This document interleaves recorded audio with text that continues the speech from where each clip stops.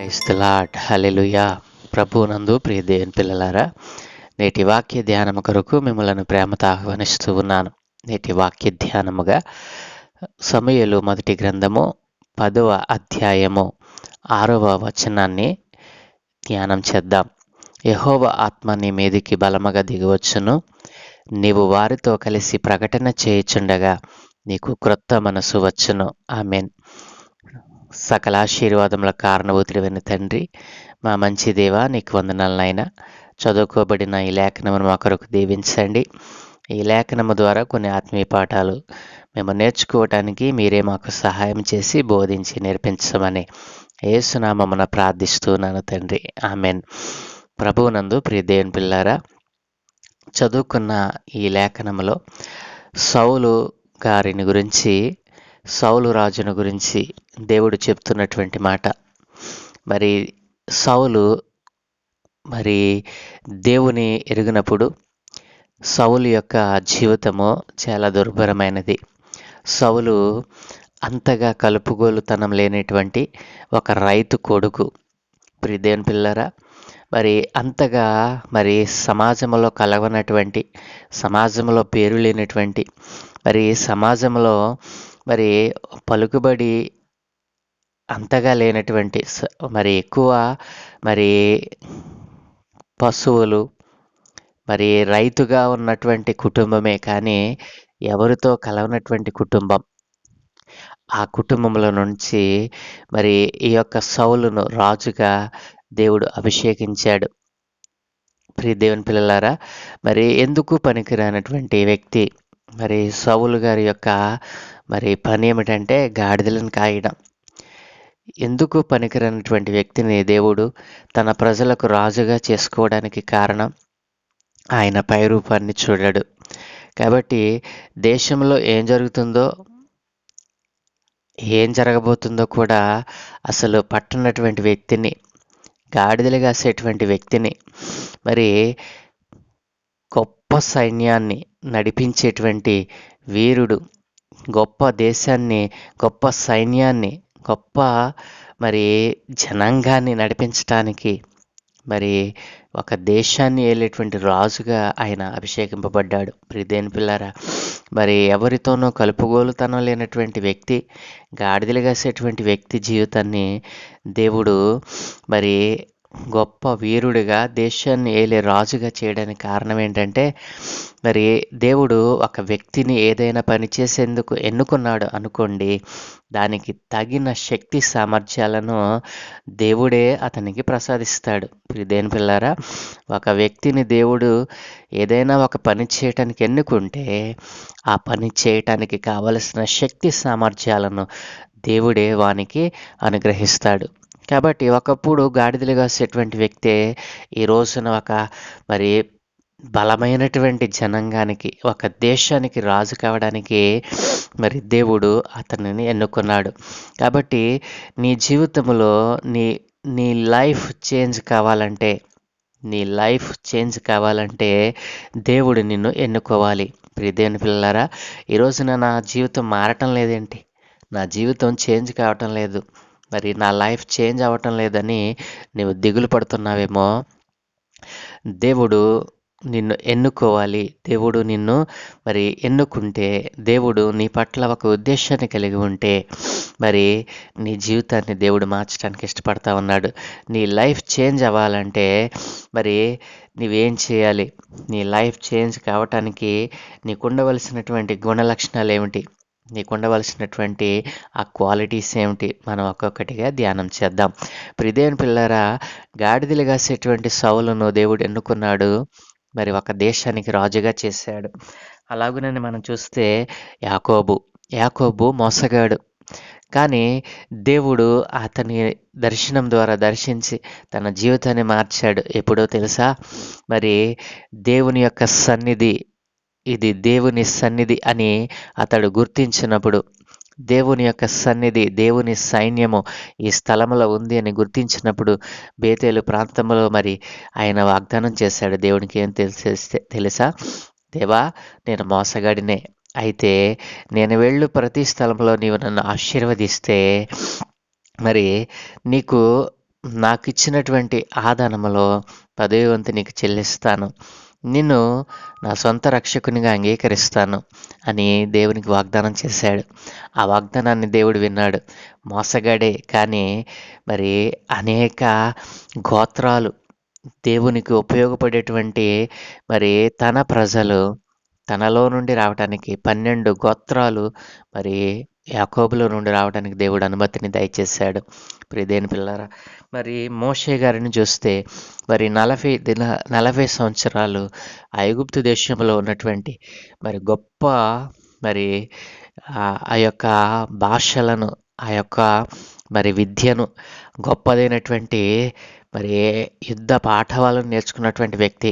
అయితే ఒకానొక దినాన్న తన జీవితము తన యొక్క గోత్రము తన యొక్క మరి మరి తన యొక్క ప్రజలు ఎవరో తెలుసుకున్నటువంటి వ్యక్తి, మరి ఒక వ్యక్తిని హత్య చేసినటువంటి వ్యక్తి మోషే. మరి ఒక వ్యక్తిని హత్య చేశాడు. మరి ఆ రీతినే బ్రతుకెళ్ళినటువంటి ఆ వ్యక్తిని దేవుడు మరి తనకు ఉపయోగపడే పాత్రగా ఎన్నుకున్నాడు. ఒకానొక దినాన్న మండుతున్న పొదల నుండి మాట్లాడి ఆయన్ని మరి తన ప్రజలను దాస్యంలో నుండి విడిపించటానికి గొప్ప ప్రజ గొప్ప మరి జనాంగాన్ని ఆయన విడిపించటానికి ఆయనను నాయకుడిగా ఎన్నుకున్నాడు. దేవుడు ఎన్నుకుంటే అంతటి గొప్ప కార్యం చేయటానికి మోషే సరిపోతాడని దేవుడు ఎన్నుకొని ఆ పనికి అప్పగించాడు. ఆ పనిలో మోషే సఫలుడయ్యాడు. కేవలము అతని శక్తితో కాదండి, దేవుడే అతని లైఫ్ను చేంజ్ చేశాడు.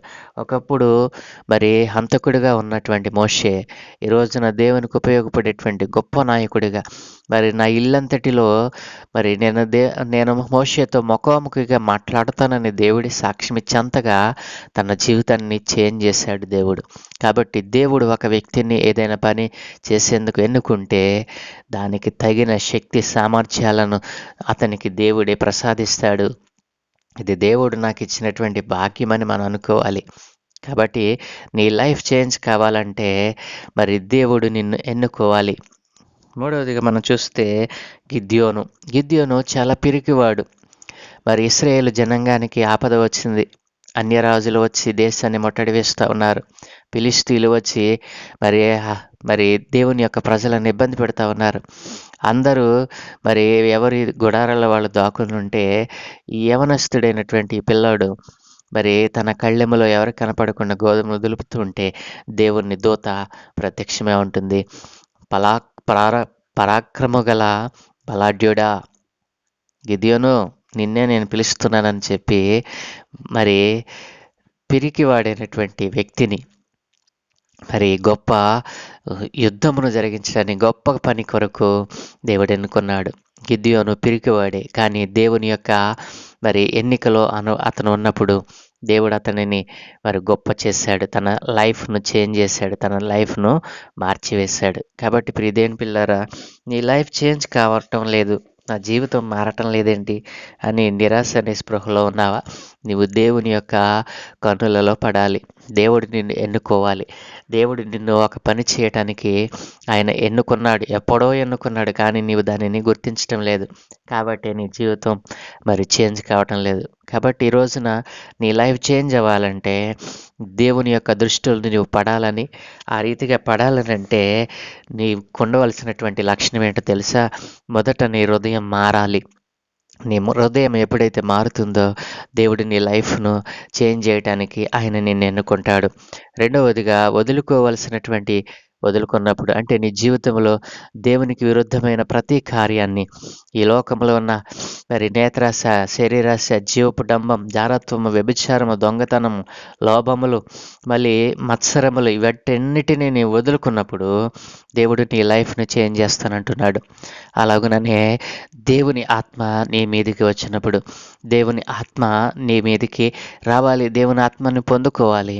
అప్పుడు దేవుడు నిన్ను మరి మార్చడానికి ఆయనకు మార్గం సుగమవుతుంది. కాబట్టి హృదయం మార్చుకోవాలి.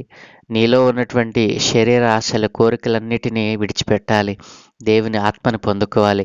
అప్పుడు దేవుడు నీ లైఫ్ను చేంజ్ చేయడానికి ఆయన నిన్ను ఎన్నుకుంటాడు.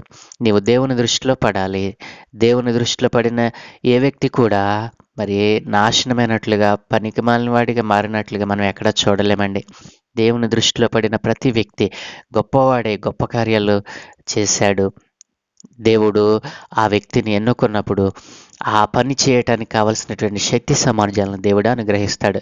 కాబట్టి ఎంతకాలము నీ లైఫ్ చేంజ్ అవ్వడం లేదని బాధపడతావు? ఇప్పుడే నీ హృదయాన్ని దేవునికి నువ్వు వదులుకోవాల్సినటువంటి నీలో ఉన్నటువంటి ఆ పాప కార్యాలను విడిచిపెట్టు. దేవుని ఆత్మను పొందుకో. దేవుడు నీ జీవితాన్ని కూడా మార్చడానికి ఇష్టపడతా ఉన్నాడు. ప్రార్థన. సకల ఆశీర్వాదముల కారణభూతుడైన తండ్రి, మా మంచి దేవా, నీకు వందనాలు నాయన.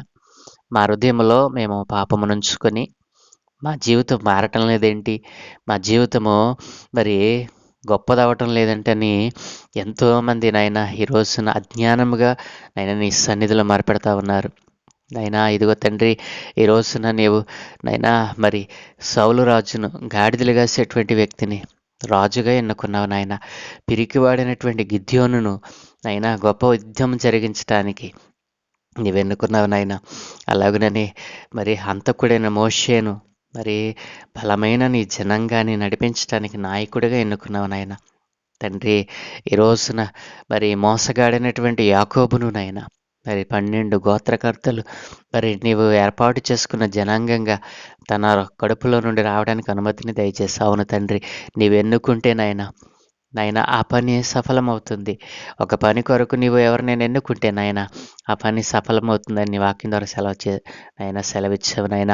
ఈ రోజున తండ్రి ఇదిగో నాయన సౌలు రాజుకి ఏ విధముగా అయితే క్రొత్త మనస్సును అనుగ్రహించావో దేవా, ఈ రోజున సౌలు రాజుని పనికిరానటువంటి వ్యక్తిని గొప్ప రాజుగా, గొప్ప జనాంగాన్ని ఏలేటువంటి, ఒక దేశాన్ని ఏలేటువంటి రాజుగా నీవు మార్చావు అయినా. ఇదిగో తండ్రి, ఈ రోజున అనేక మంది పిరికివారు, అనేక మంది పనికిరానటువంటి వారు, అనేకమైనటువంటి దరిద్రులు ఈ రోజున నీ నామాన్ని అంగీకరించి నీ దృష్టిలో పడి నాయన గొప్పవారుగా గొప్ప సేవ చేస్తూ ఉన్నారు నాయన. అయ్యా, నీ రాజ్య సువార్తను నాయన బలముగా ప్రకటిస్తూ ఉన్నారు నాయన. ఇంకనూ కొంతమంది నాయన ఈ లోకంతో స్నేహం చేస్తూ శరీర కార్యాల ద్వారా హృదయాన్ని నీకు ఇవ్వకుండా అయినా ఇదిగో తండ్రి ఆత్మను పొందుకోకుండా ఈ లోకంలో బ్రతుకుతూ ఉన్నారు నాయన. అట్లాంటి వారందరితో మీరు మాట్లాడారు. ఈ రోజున నైనా ఈ శ్రేష్టమైన మాటలు వింటూ తమ హృదయంలో ఒక తీర్మానం పొందుకున్నటువంటి బిడ్డలందరి మీద మీ ఆత్మను ఉంచమని, ఈరోజే వారు తప్పి తిరుగుతున్న మార్గాన్ని విడిచిపెట్టి తిన్ననైనా నీ మార్గంలోనికి వస్తూ నైనా ఇదిగో నీ వాక్యాన్ని అంగీకరిస్తూ నీ వాక్య ప్రకారం జీవిస్తూ నైనా నీ ఆజ్ఞలను పాటిస్తూ నైనా నీలో నిలిచి ఉండే భాగ్యము నీ పిల్లలైన వారందరికీ అనుగ్రహించమని, ఈరోజు మేము చేస్తున్న ప్రతి పనిలో మీ సహాయం అనుగ్రహించండి. సమస్త విషయాలలో మీరే కలుగు చేసుకోండి.